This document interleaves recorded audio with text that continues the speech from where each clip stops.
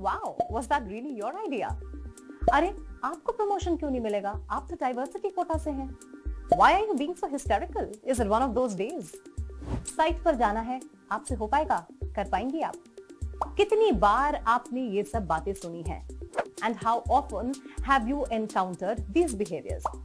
भरी मीटिंग में आपकी बात को काटा जाता है, लेकिन आपके मेल कॉलीग्स वही आइडिया प्रेजेंट करते हैं तो उन्हें सुना जाता है. आपके आइडिया का क्रेडिट किसी और को दे दिया जाता है, या आपके आइडियाज को सीरियसली ही नहीं लिया जाता and they are dismissed. Dear India Inc., there is a word for all this. It is called microaggression. Microaggression के कई और एग्जाम्पल्स भी हैं. ऑफिस के बाहर मिलने के प्लान्स बनाए जाते हैं, लेकिन आपको शामिल नहीं किया जाता. बॉस से सिगरेट ब्रेक पर काम डिस्कस हो जाता है और आपको सिर्फ इन्फॉर्म किया जाता है.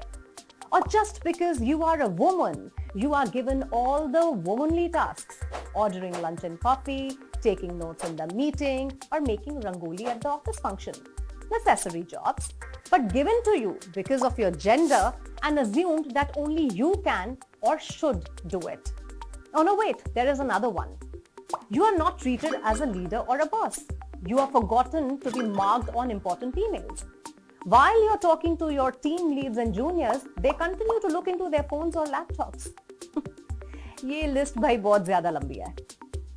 Deloitte Global Women at Work 2022 report highlights how almost 60% women in corporates have complained of encountering microaggression at the workplace. Microaggression, passive aggression, mansplaining, sarcastic remarks, cold treatment, hostile body language, demeaning gestures are all part of this list.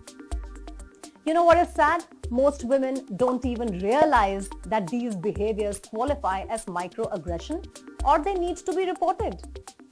The report further says that despite the number of women experiencing non-inclusive behaviors or microaggression, only 31% of these behaviors were reported, with harassment far more likely to be reported than microaggressions.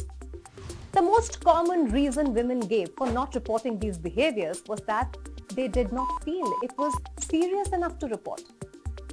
Interestingly, 1/5 of women experiencing microaggression didn't report it because they were worried the behavior would get worse.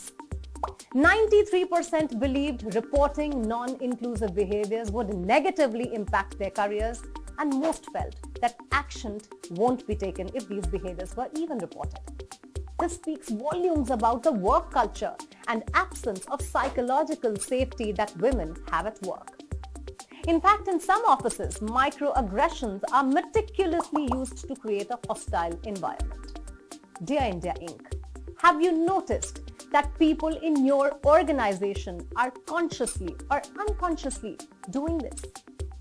इस पूरी situation में अगर आप intersectionality का element ले आए तो फिर और भी ज्यादा माइक्रो अग्रेशन देखने को मिलता है.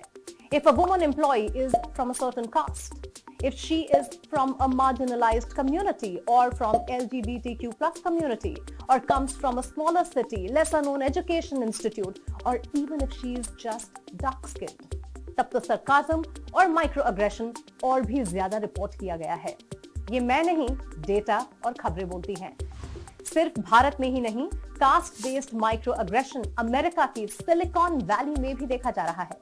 People have complained against several successful brands using microaggression and casteist slurs, engaging in discriminatory hiring and firing, sexual harassment and relentless passive aggression.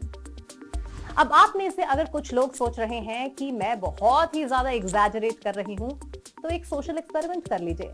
Speak to your female colleagues or women in your family and friend circle and ask them if they have experienced this behavior ever. आपको आपका जवाब मिल जाएगा. Sexist remarks, misogyny are laced with humor and served on a platter. You know what? This isn't just about women.